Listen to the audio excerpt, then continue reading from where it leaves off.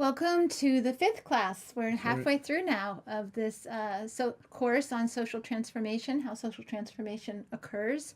The last two classes, we really went through the 8 stages of successful social movements. And now, today, what we're going to do is talk about the various roles that both individuals and organizations play within those In movements. the 8 stages, we talked about the tasks of the movement at each stage. Mm-hmm. And now you'll see how those tasks are fulfilled by different organizations and different individuals in the various roles people can play. Right. So, after this lecture, you'll be able to describe the 4 roles in social movements That's right. and identify for each of those what's an effective thing you can do and what's an ineffective thing that people can do. Right, and then we're also going to get into a little bit about how coalitions function. Coalitions can be challenging, but they can also be very powerful. And often people will ask us about how do you behave in a coalition. When you remember that our big job is as our grand strategy, building a mass movement, Right. you've got to figure out ways to bring more people involved, and that means being more organizations involved. And so coalitions are a critical part of building a movement. Right. And then finally, we're going to go into a little bit more depth about professional opposition organizations, which we talked about during the 8 stages of successful social movements. So first, talking about that there are 4 roles, four right. different kinds of roles that people in organizations play. It's really important for us to remember that all 4 of these roles are necessary. You can't have a successful social movement without individuals playing each of these different 4 roles. And different people can take one role on and play it, or they can take multiple roles on, and they may change roles as different phases of the movement occur. In fact, they should change roles as different phases occur, because we'll talk about how during the different phases, different roles are necessary. What's interesting about these roles is you can figure out what role suits someone best, often by looking at their childhood. How do they handle situations when they're kids? We'll talk about that more, but there are roles that people are natural at. Right. I feel like I'm more natural at the rebel side of things. Right. And sometimes I'm the role, though, of someone who's between the movement and the power structure. So I sometimes play that role. But yeah, these are, if you find your natural role and how you play it and how it's important to play it and how you play it right at each stage of the movement. Right. And George Lakey, who's a longtime nonviolent trainer and strategist, he has an article in Waging Nonviolence, which is referenced in the curriculum, that talks a little bit more about how people's childhood, relates to these various roles. He does a good job of that. Yeah. So the advocate, also sometimes called the reformer, sometimes their job is basically to transmit the movement's analysis to the authorities. They're the kind of go-between between the movement and the power structure. Yeah. So actually, George Lakey would call them the advocate, and Right. Bill Moyer refers to them as the reformer. The advocates or the reformers typically work within the traditional structures Right. of social change. So lobbying, power holders, taking cases through the judicial system. That's kind of the tools that they're strongest at using. Their job, they are really people who help to create the new laws and new policies and make the demands of the movement into real law. Right, they can translate what the movement's working for into a legal framework, right? And then if when you succeed, an advocate, think of an ACLU or some or legal organization, can serve as someone who helps to ensure the law is enforced, that you actually get what the law says. Right. Make sure the policies are carried out. Right. And so Lakey would say that typically people who are most comfortable in the role of advocate or reformer would be people who, during their childhood, when a problem arose, would be most likely to go to an authority figure, a parent or a teacher or whomever, to get assistance with that problem. I guess I did that once in a while. We all do. I also shouted. I also shouted once in a while too. So A second role would be what George Lakey calls the helper, and Bill Moyer calls them the citizen. And this is kind of like your average, everyday kind of person who's, who has that vision of the society that they want to live in, that they think they live in, and uphold. And they're important to a movement because they show that this is a mainstream. This is not a fringe thing. This is something that most people are supporting. and so they're important players. because they give the movement legitimacy. Right. If this is the parent with the child in the roller Stroller, at the march, right. that image of the common person with their family scares the power structure. Right. Often more than the person with their fist raised up and with a bandana on. Right. Because that fist and bandana can be pushed toward a fringe position, while that woman with a stroller is a mainstream position, and that means a mass movement. And so people need to understand you need to have common citizens, common people in your movement in order to make it a mass movement. And in fact, in resistance movements, typically would encourage having women and children, up at the front of the march, to show that it is a mainstream movement, and prevent the power holders from being able to discredit the movement. And so someone in childhood is someone who tries to work to solve the problem. Yeah, these are people who typically, they see trash in their neighborhood and they get out there and start cleaning it up, or see that there are people hungry in their community and they start preparing food or sandwiches and, taking those out. These are kind of your, or your neighbors, someone in your neighbor's family dies and you go and offer to help out or provide their support. The next role is the organizer or the change agent. The organizer is someone who gets people together, organizes them in order to try to solve a social problem. Mm-hmm. These are people who would put forward new solutions, who would, push towards a paradigmatic shift in the way that people think. They tend to be big picture thinkers, and they tend to organize in a way that's, democratic, involving a lot of people, and in a way that, if they're effective, that upholds the values. If you're going to organize people, you've got to pull them together, find common strands, and that's why it's more democratic. Yeah. You have to listen to different people's ideas, different people's voices, try to develop some kind of consensus. That's what organizing is about. Right. And if you're organizing for change, you've got to get people on the same path. And so these are people who would, be likely to create coalitions of organizations working together. In childhood, these would be the people who, when they see a problem in their community, they would be likely to turn to, their schoolmates and hold a meeting and say, this is what's going on and what can we do to change it. Then we have the rebel. The rebel is the person who really puts the issue on the agenda. They take dramatic actions that draw attention to the issue, and they really are the ones who kind of visualize or verbalize the new issues that are coming to play. Right, and they are the ones who expose that, traditional institutions and authority figures or power holders are violating the values of the movement and are responsible for the social problems that people are experiencing. And they really force people to face up to that. They force the society to face up to the reality that there's an injustice, it's not being resolved, and they, with drama, often heighten that conflict. Right. And so it has to be faced. Right.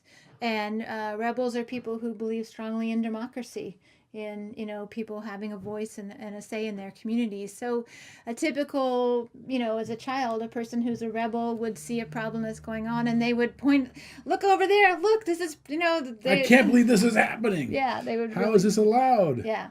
So they create a commotion. Right.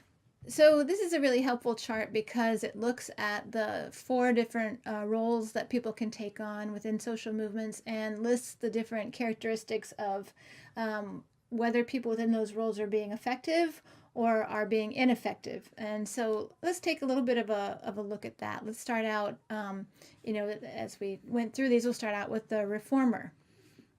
So, as we mentioned when we talked about the reformer, an effective reformer would be somebody who, becomes an expert on an issue and lobbies power holders, who takes a judicial or legal approach to solving the problem, or who serves as a watchdog to make sure that, what's put in place is appropriate, who's able to translate what the movement is saying into language that can be used to, I think a key for change things. For the effective reformer is to be someone who's part of the movement, who realizes that the grassroots are important and listens to it, and doesn't become captured by the power structure.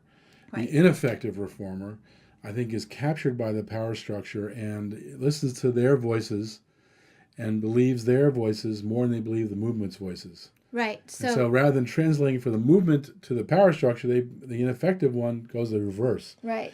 Here's the power structure and pushing that into the movement. Exactly. Right. So ineffective reformers are people who are going to settle for minor reforms that the power holders actually support, instead of what the movement is fighting for, who tend to be more top down, hierarchical, telling the movement what to do, as you just mentioned, who may start to identify more with the power holders than they do with the movement, and who are not advocating for real transformational change, for a real shift in a paradigm. Exactly. So let's talk about then the citizen. So an effective citizen is somebody who, is kind of a mainstream person and is promoting the values of the movement. Once again, with the citizen, this is a common problem in all these, is who do you identify with? Right. Do you identify with the power structure, or do you identify with the movement? Right. I think in the next class we'll talk about how these characteristics, types of personalities are divided. Right. Because as we'll talk about how you have to unify these groups, they want to divide them. And so it's very important for the citizen also to recognize they are part of the movement, and that they are reflecting the movement's values when they take their actions, and not reflecting the values of the power holders. A common problem that arises for citizens, particularly, this is kind of a mainstream person who's maybe not so politically aware or politically experienced. And so they may actually believe that authority holders, when, a power holder tells them something, they may actually believe that power holder. And so being naive, not being able to recognize the difference between official and operative policies, these can cause citizens to be ineffective within the social movement, or if they're people who are just blindly obedient to authority figures and, may not understand that the role of the movement is to challenge, the authority figures to get the change that we need. Right. And then the change agent is a person who, again, is in touch with the effective change agent. Right. Is in touch with the mass-based movement, and puts the issues of the movement onto the political agenda for the power holders and the whole society to begin to understand. They put forward narratives about the movement, describe what the movement's people are about, and they try to bring people together to work toward accomplishing those objectives. And just as we talked about, particularly in the later phases of social movements, change agents need to be people who nurture the grassroots, who empower the grassroots, who are have the skills to be able to put forward strategies for how we're going to win, the issues that we're fighting for, and put forward a vision of, a transformative vision of what we're actually working for. And the mistake of a change agent would be someone who backs away from that transformative vision and works towards some small, tiny reform. Yeah. And again, being captured by the power structure is that kind of reform-oriented, essentially gives the power structure an out. Yeah. Rather than the big transformative change that the movement's pushing for, they just get some tweaking of the rules to look like somewhat of a victory, but not really the victory they need. Right. An effective change agent is going to be somebody who works in a more democratic way. An ineffective change agent is going to be somebody who's top down again, hierarchical, telling the movement what to do, as opposed to listening to the movement, really helping to make the movement more effective. Supporting the movement is what an effective change agent would do. Some problems with change agents is that they may just be too idealist, too utopian.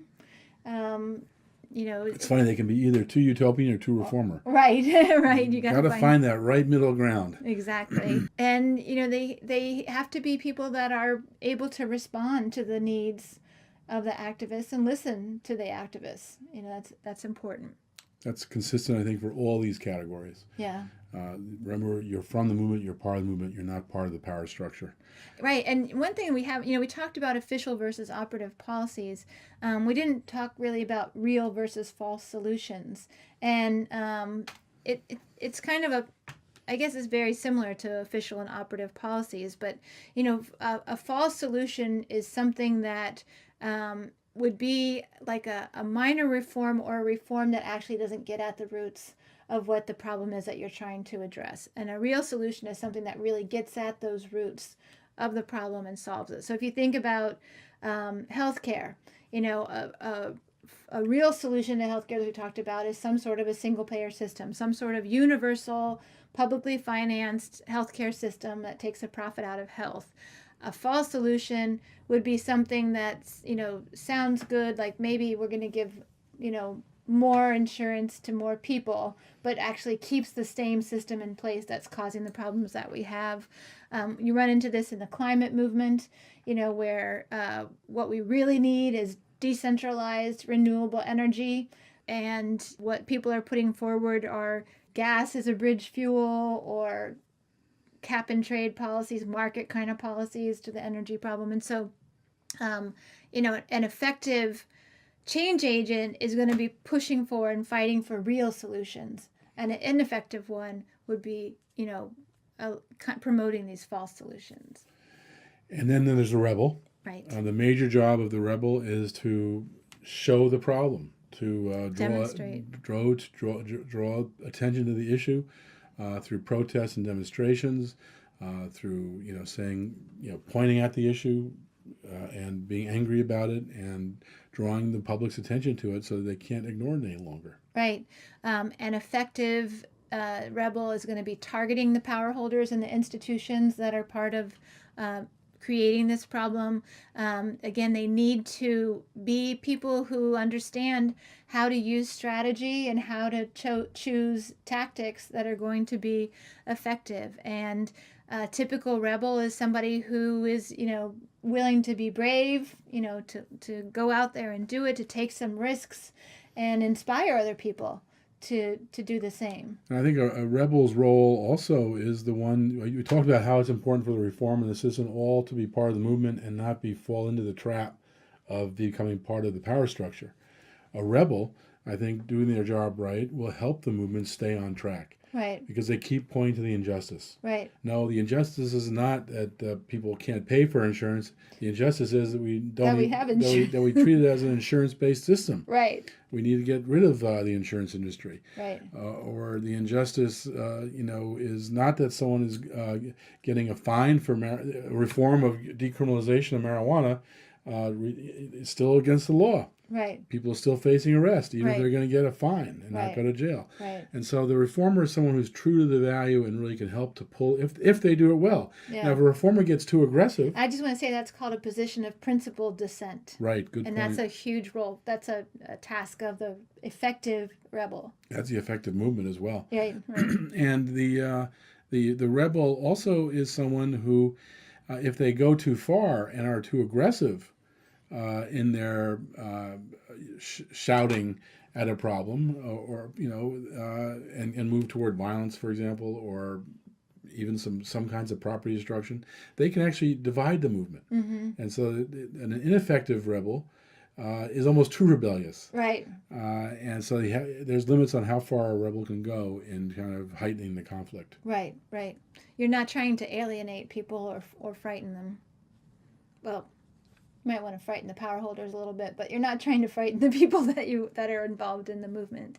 Now we get into one of the big challenges people have, I think, is building coalitions, how to get various organizations working together. Right. And I think many of us have been part of coalitions and have had good and bad experiences. Mm-hmm. How do coalitions come together? The first thing is, of course, you have a common goal. Right. And so that's what unifies people, bringing them together, or unifies organizations, bringing them together with common goal. Just like with what we talked about, the various roles for individuals, mm-hmm. there also will be different kinds of organizations. Right. Some organizations play an inside kind of reformer role that lobbies or brings litigation. Others play a more outside role that are more protest-oriented. Mm-hmm. And so there are different roles, and you need to have a variety of different. All those are helpful. Right. A coalition with that variety really makes it a stronger coalition.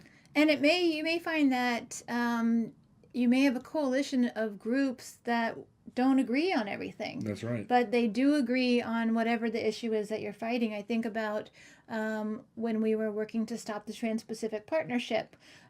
We needed Republican legislators to be opposed to the Trans-Pacific Partnership in order to stop it. And there were, more conservative types of organizations, Tea Party type right, groups. that we worked with in a broader coalition who, we didn't agree on, economic systems, but we agreed that secret trade deals that take away our autonomy and hurt workers, hurt middle class, that their concern was the middle class. Wasn't it? That's one conflict: the Tea Party versus the progressive side of the TPP. But you also look within the progressive side, the labor side, and the environmental could have different issues. Right. Sometimes the labor groups want that work, even if that work means something that undermines the environment. That's true. And so there can be a conflict there. And so I think Right. it's really important to understand your common goal, but also understand that each group has autonomy. Right. And you can't dictate to every group what they should do. And you can't make every group like your group. One of the big advances for the drug policy reform movement, when I was involved in that in the 80s, was the creation of the Alliance of Reform Organizations. We called it ARO, A-R-A-R-O. And that was an interesting coalition because it didn't just deal with marijuana legalization or drug legalization or just medical marijuana legalization. It dealt with mandatory sentencing. It dealt with forfeiture of property, police seizing people's property. It dealt with militarism in Colombia. It dealt with, a whole range of issues. And so that was a kind of a broad coalition, but what was good about that for the movement was it gave the movement a sense it was a movement. It wasn't a bunch of individual organizations working on different parts of an issue. It wasn't just a forfeiture reform group. They were Right. part of the movement against the drug war. The drug war. Right. And same with the medical marijuana or the mandatory sentencing people. It wasn't Right. just about mandatory sentencing. Right. It was about the root problem, which is the drug war. And so that was an interesting coalition.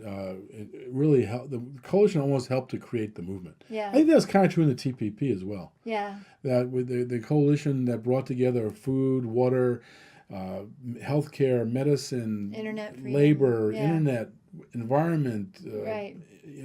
nationalism, anti-corporatism, all these different issues came a movement against the TPP, against these kinds of global corporate trade deals, Right. which Right. is very interesting.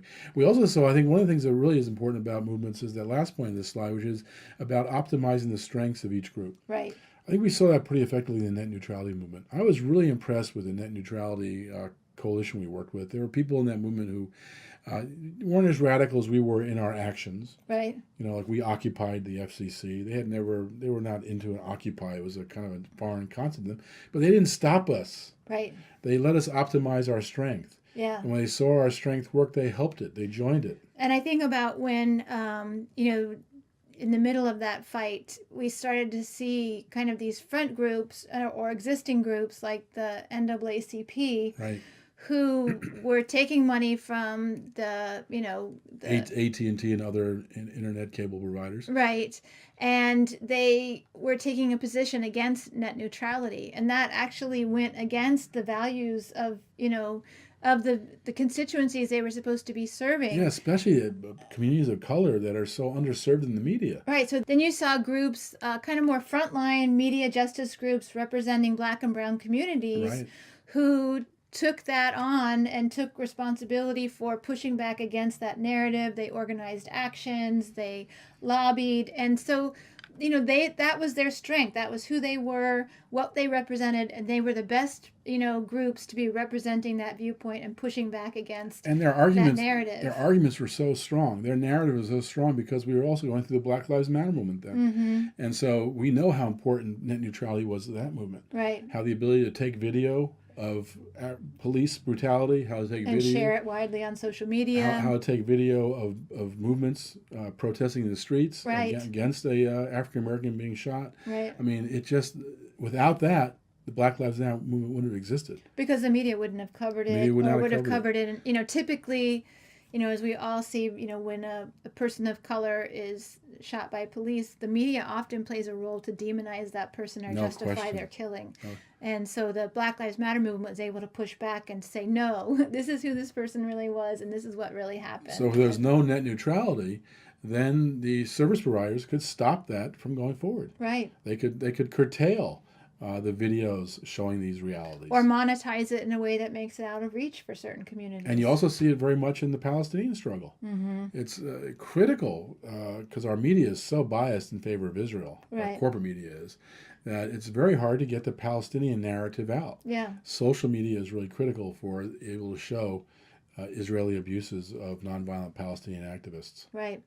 So recognizing that when you're working in a coalition, you have something that unites you, but you don't have to be united on everything.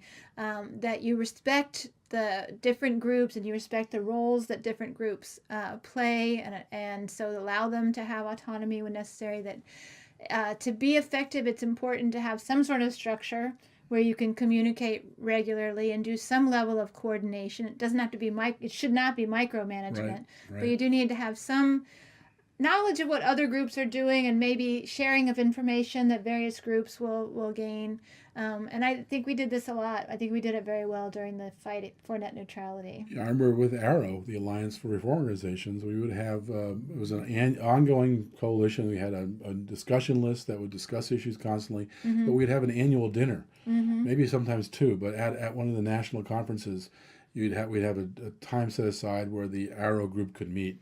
And people could share their stories, what their part of the movement was working on, and really, when you went to that meeting and heard all the different variety, you got to realize what kind of movement you were part of. Yeah, that's so important. So there are lots of people who've gone through movement development and organizing in ways that bring people together. The Jemez principles for democratic organizing come from a meeting that was held in 1996 in Mexico during the NAFTA issue, as the globalization issue was getting bigger and stronger, and it was a mixture of people from north of Mexico, Caucasians, and people in Mexico.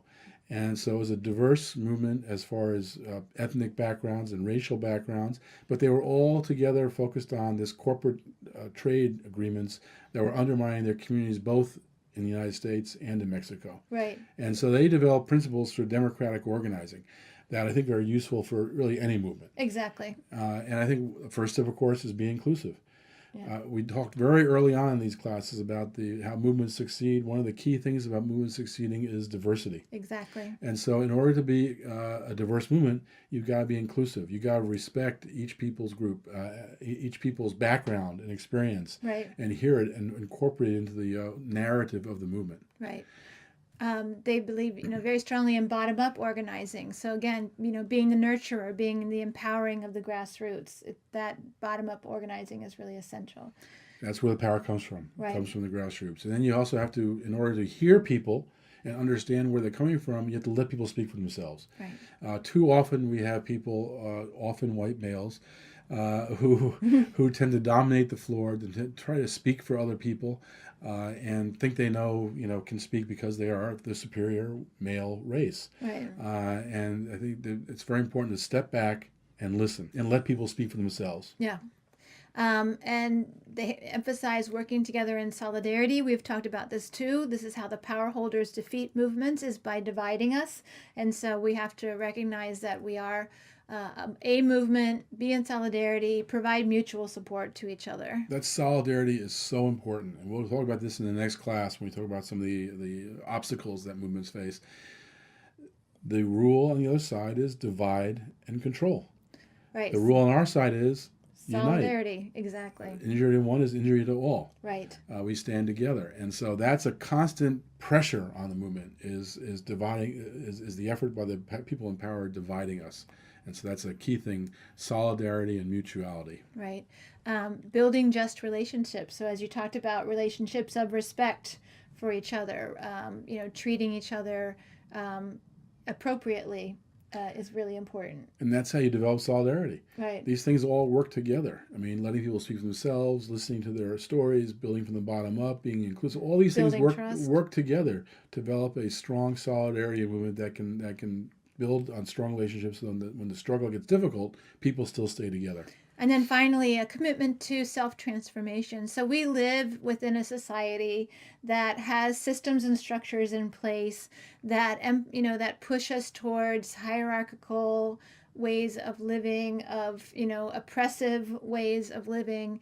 And, think about, white supremacy and racism. And so this is a society that we live in. This is the air that we breathe. And if we want to transform to a new way of doing things, of a way that is more, horizontal, democratic, just, and not oppressive, then we have to recognize that we're going to be having to constantly kind of learn more about how to be that way and how to recognize the behaviors and the systems that are maintaining the system the way it is, and try to change ourselves, our practices. One of the examples of that is around racism and white supremacy.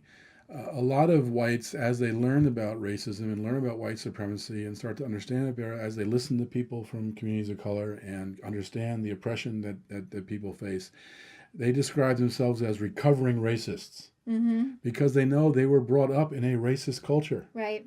And so it's a struggle to recover from that. Exactly. And that's a commitment to self-transformation, and that commitment applies to all races. I'm talking from as a white person, but that commitment applies to all races, people, and all ethnic groups. People are constantly learning and self-transforming. And if you're doing this right, the movement will make you a better person. Right. And I think patriarchy is another system that we've been raised in, and so it's a lifelong endeavor to understand the ways that patriarchy works and be able to push back against it.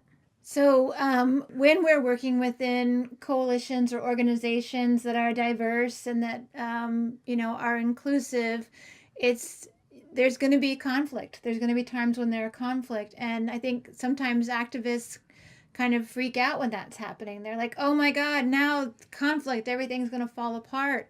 But conflict is just a natural kind of occurrence. Yeah, reality it's just of human relationships. George even the best marriages have conflicts. That's right. And so George Lakey writes about this and about how important conflict is in terms of making organizations and coalitions stronger. So it's important to think of conflict as an opportunity to strengthen your coalition or strengthen your organization. And he says that typically, groups go through phases. And when people first come together and you're excited by the issue, it's kind of a honeymoon. You're like, you don't really know each other. I love what you stand for. I can't believe we agree so much.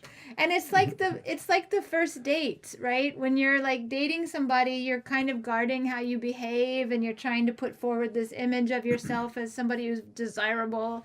And so, it's kind of a superficial kind of thing. And then after that period is over, then there can be some fighting, which he calls chaos. But then if you can get through that and you can really constructively work through the conflict and recognize that these are exposing something that's here, these are exposing a reality that we need to deal with, and you have the courage to work through that, then it actually brings a group to a whole new level, a deeper level, more committed level, and can take you from being an organization or coalition that might have been kind of stagnating to one that gets re-energized again and is more effective. Well, there's no question. I've gone through my career many times when we've had conflicts with people I'm working with, and the result is a better decision. Because if you do a conflict right and they're listening to each other, you'll learn that the other person has a good point, and the other person will learn you have a good point. And if you hear each other, and it's usually more than two people, but multiple people have different views, and you hear each other, you can actually come to a conclusion that's even stronger. So, yeah, I mean, you have always said that when there's somebody who presents a minority opinion, it's really important to listen to them because they may actually be the ones who have the better, view of what's going on. Now, that doesn't mean that minority opinion is always right, but it means that if you listen to minority opinions, you may actually get some lessons out of them. Right. People come to those positions after thinking about them. And so if you listen to them, you may actually get something from that minority perspective. Now, conflicts don't just come from internal divisions. Right. There can be external pressures that intentionally create conflict. That's Remember, right. the opposition's goal is to divide us. Right. And so we have to be wary of that. And we have to be, and the stronger we listen to each other, the stronger we build relationships, the stronger we can withstand that. And we'll talk about if it's an infiltrator who's trying to create division, how do you deal with that? How do you recognize very, that? very challenging situation. Right. And that's a different situation than an organization going through its own internal types of conflicts as organizations do. So let's talk a little bit about professional opposition organizations. We raised them, as we were talking about the 8 stages of successful social movements. And Bill Moyer writes about them and says that these are centralized organizations that are often based in Washington, D.C., and they are trying to win achievable reforms through mainstream kind of channels or through the electoral process. Or using Congress or the courts. They typically have a board of directors. They're organized in a hierarchical way. They have a mass membership that does what the organization is instructing that mass membership to do.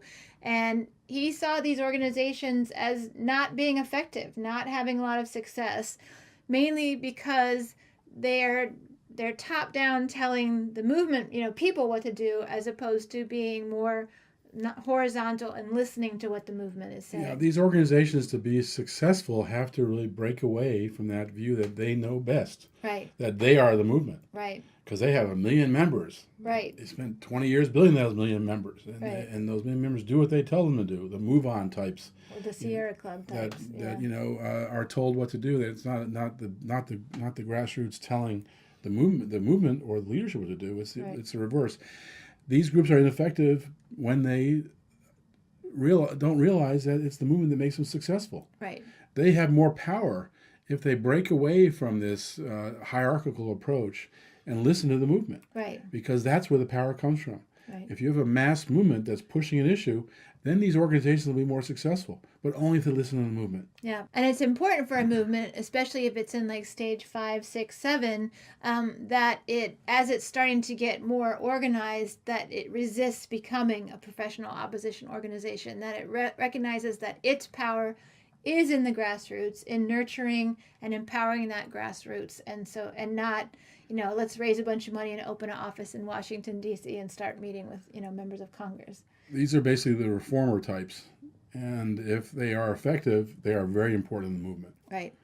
You need someone to be your communicator between the movement and the power structure. Right. And so if they're actually being the communicator for the movement, they can be a very important and very effective part. And same with litigation. Right. They are also the groups that do the litigation that protects the movement's victories, that challenges the violations of rights. Again, if they're listening to the movement, if they're representing the movement, they can be very effective and very important. And they have that expertise in doing those things that the movement needs. Let's talk a little bit about the nonprofit industrial complex. And this is a whole huge topic that there are books written about this. But there's some thoughts that the nonprofit industrial complex was kind of a manufactured entity that was created to maintain the status quo. And so movements tend to be broad and diverse, and they're really pushing for transformative change. And through kind of funders channeling where they put their money, people have been driven into more of these silos, these isolated silos where they're working on this one specific issue and not connecting it to the broader picture of what's going on. And so by dividing and weakening the movement, the idea is that the nonprofit industrial complex has actually is part of the power holder structure to maintain the status. And I think it's unfair to say that every nonprofit is like that. I mean, Popular Resistance is a nonprofit. And so I think you have to look at how groups act. Right. Are they groups that are listening to the grassroots? Are they groups that are listening to the power holders? Right. Are they people who are taking a position of principled dissent, or are they looking for reforms that satisfy their funders? Right. And I think the real question is how much influence the funders have. Yeah. If you have large donors, what is their influence over the direction the group is going? I think that's often a very critical factor in whether these groups will be effective or ineffective for the movement. So I think about in the Medicare for All movement, Yeah. back in 2008, when there was strong support for a single-payer healthcare system, 80% of Democratic voters, more than 60% of the public wanted single-payer. Healthcare was at a crisis, and whoever was being elected president knew that they were going to have to deal with healthcare during their administration. And Obama was elected, and he had been a single-payer supporter, and there's a video of him being a single-payer supporter when he was in the Illinois State Senate.